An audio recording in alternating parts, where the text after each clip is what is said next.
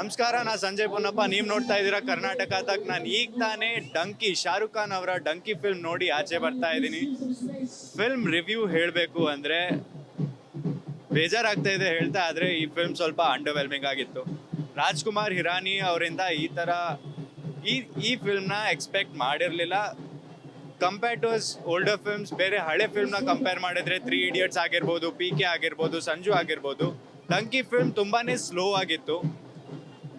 ಡೈರೆಕ್ಟಾಗಿ ಹೇಳಬೇಕು ಅಂದರೆ ಸ್ವಲ್ಪ ಬೋರ್ ಆಯಿತು ಅಂತಲೇ ಹೇಳ್ಬೋದು.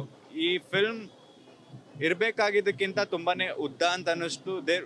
ಒಳ್ಳೇದು ಹೇಳಬೇಕು ಅಂದರೆ ಶಾರುಖ್ ಖಾನ್ ಅವ್ರ ಆ್ಯಕ್ಟಿಂಗ್ ಆಗಿರ್ಬೋದು, ತಾಪ್ಸಿ ಪನ್ನು ಆ್ಯಕ್ಟಿಂಗ್, ಮಿಕ್ಕಿದ ಕಾಸ್ಟ್ ಆ್ಯಕ್ಟಿಂಗ್ ಆಗಿರ್ಬೋದು, ಅದೆಲ್ಲ ಚೆನ್ನಾಗಿತ್ತು.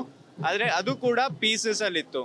ಅವ್ರ ಏನು ಫಸ್ಟ್ ಹಾಫಲ್ಲಿ ಏನು ಮಾತಾಡ್ತಾ ಇದ್ರು ಅದು ತುಂಬಾ ಡ್ರ್ಯಾಗ್ ಅಂತ ಅನ್ನಿಸ್ತು.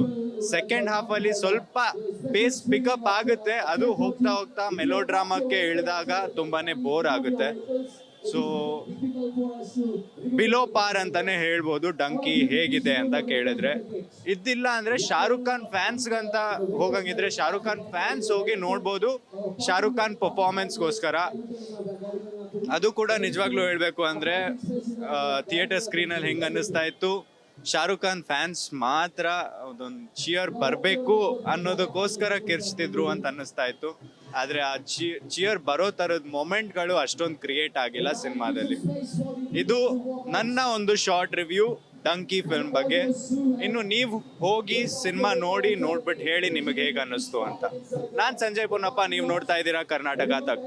ಬೆಂಗಳೂರಿನಿಂದ ಮಂಗಳೂರುವರೆಗೆ, ಬೀದರ್ನಿಂದ ಚಾಮರಾಜನಗರದವರೆಗೆ ನಿಮ್ಮ ಸುದ್ದಿ ನಿಮ್ಮದೇ ಭಾಷೆಯಲ್ಲಿ ಕರ್ನಾಟಕ ತಕ್.